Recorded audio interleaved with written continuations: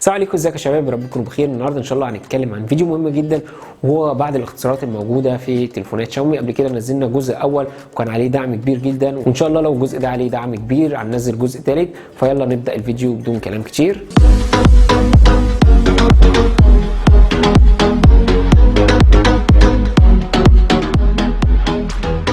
ولو هنتكلم في اول ميزه عندنا او اول ميزتين في ميزه، ازاي تخفي التطبيق بتاعك او ازاي تحط لكل تطبيق باسورد. وده هتيجي انك هتخش على الاعدادات، بعد كده هتجيب التطبيقات،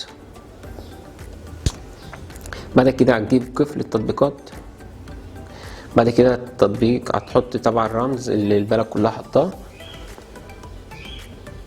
بعد كده هنا من هنا بيقول لك اختار التطبيق اللي عاوز تعمل له باسورد. فمثلا لو احنا هنختار مثلا اي حاجه، مثلا لو هنختار الفيسبوك كده، لما تيجي تدخل على الفيسبوك مفروض هيقول لك حط لي الرمز بتاعك. ولو عايز تخفيه خالص من على الشاشه الرئيسيه، كل اللي عليك انك هتخش برضو على الاعدادات، وبعد كده التطبيقات، بعد كده قفل التطبيقات، بعد كده هتروح على التطبيقات المخفيه، بعد كده هتختار الفيس عندك. بعد كده خلاص هتلاقيه مش موجود على الشاشة الرئيسية، مهما قعدت تدور عليه مش هتلاقيه، كده هو مخفي. كل اللي عليك انك هتعمل بصبعين كده وتحط الرمز بتاعك. لو عايز تفتحه عادي، ولو عاوز ترجعه تاني بتفعله من هنا وترجعه، وهتلاقيه رجع لك تاني، مفيهاش اي مشكلة.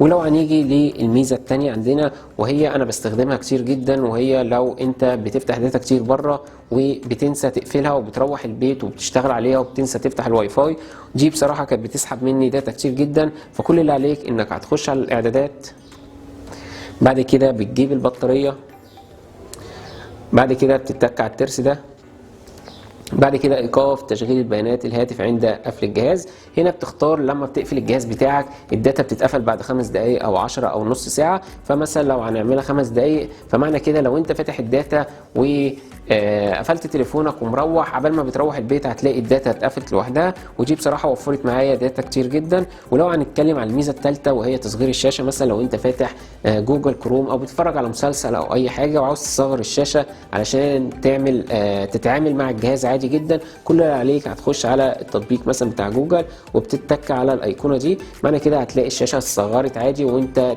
تتعامل على الجهاز عادي، وممكن تصغرها اكتر وتحطها في الاتجاه اللي انت عايزه. لو بتتفرج على بس زي ما قلنا او فيلم او اي حاجه وبتتعامل على الجهاز عادي. لو عايز تكبرها من هنا عادي، لو عاوز تخفيها من هنا، او لو عاوز تكبرها كصفحه رئيسيه وتشتغل عادي ما فيهاش اي مشكله. والنقطه الرابعه عندنا، وهي مثلا لو انت عندك كذا ايقونه مش مترتبين وعاوز ترتبهم بدل ما تسحب كل واحده وتقعد ترتبها، كل اللي عليك بتضغط ضغطه مطوله على الشاشه كده، وبعد كده بتمسك التليفون بتاعك وترجه رجه بسيطه كده، بتلاقي التليفون ما عملش حاجه.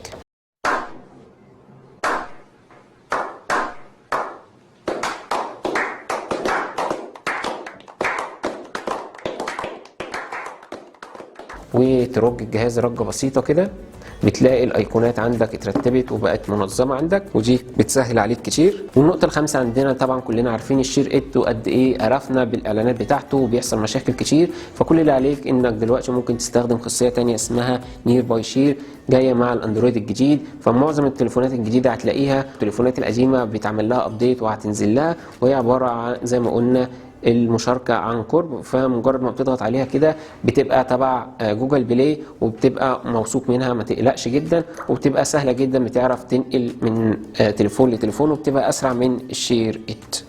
ولو هنتكلم على الميزه الثابته، وكتير مننا بيقعد يسال عن ميزه الكاميرا، لان كل تليفون بينزل بيبقى فيه مميزات في الكاميرات. فواحد يقول لي ازاي اشغل ال 108 ميجا بكسل، او ازاي اشغل الوضع الليلي. فكل اللي عليك هتخش على المزيد من هنا، هيجيب لك كل اوضاع الكاميرا، كل الاوبشن الجديد اللي حاطينه في الكاميرا، 108 بقى، التصوير الليلي، حركه بطيئه، كل اللي انت عايزه هتلاقيه عندك في الايقونه هنا.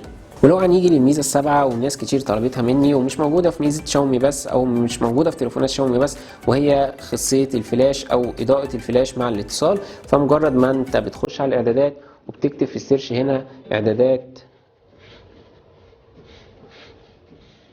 المكالمات، بعد كده بتخش على اعدادات المكالمات الوارده، ومن هنا بتفعلها عند او مكتوم مضيء ضوئي عند الرنين، يعني كل ما حد بيتصل بيك بتلاقي التليفون عمل فلاش.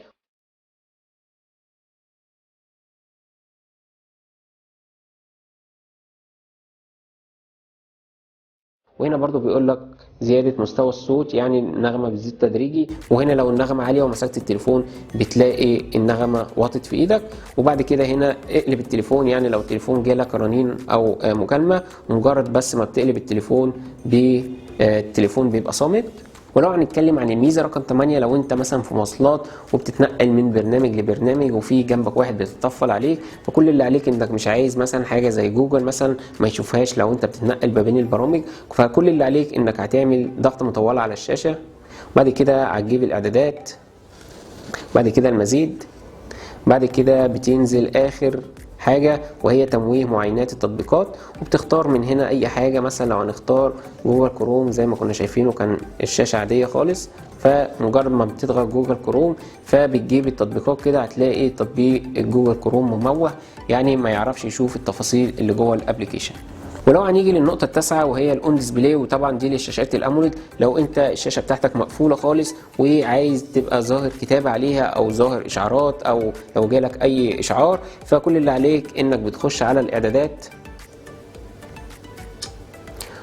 بعد كده بتجيب الشاشة الدائمة وشاشة الاف، وبعد كده بتجيب الشاشة الدائمة، وبعد كده بتختار اي حاجة. لو عايز حاجة ساعة بالاشعارات، لو عايز اي حاجة عامة بينفع تختار اللي انت عايزه. لو مثلا اخترنا جي وتجيب تعيين، وبعد كده بتقفل الجهاز عندك عادي، بتلاقي ظهرت لك مفروض الشاشة دي والاشعارات اللي ظهرت لك. وحاجة تانية برضو، لو ظهر لك اشعار وانت قافل التليفون ممكن يبقى فيه شكل كده روش شوية، انك هتخش على الاعدادات وبرضه هتجيب الشاشة الدائمة وشاشة الاف، وبعد كده بتجيب عند وصول اشعارات والشاشة مقفلة او الشاشة مقفولة، بتختار الشكل اللي انت عايزه. يعني الشاشة بتلاقي مضيء احمر من هنا او ازرق او الشكل التلجي ده، فبتختار اللي انت عايزه وبتقفل التليفون عادي. لو جالك بقى اي اشعارات ولا جالك اي حاجة، الشاشة بتبتدي تعمل الشكل اللي انت عايزه.